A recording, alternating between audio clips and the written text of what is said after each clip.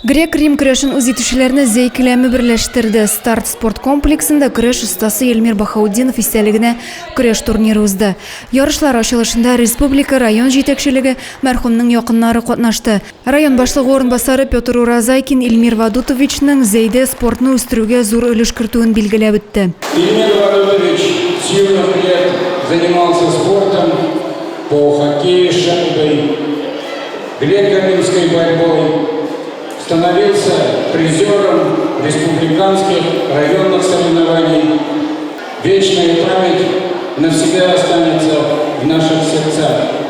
Эльмир Бахаудиновның әнисе Рукия ханым үз чыгышында улының истәлеген мәңгеләштергәннәре өчен оештыручыларга, катнашучы яшь көрәшчеләргә рәхмәтен белдерде. Ярышларда Татарстан район шәһәрләреннән һәм Удмуртияның Можга шәһәреннән 12 командада 230 көрәшче бил алышты. Яшь көрәшчеләрнең һәркайсы җиңү дәрте белән яна.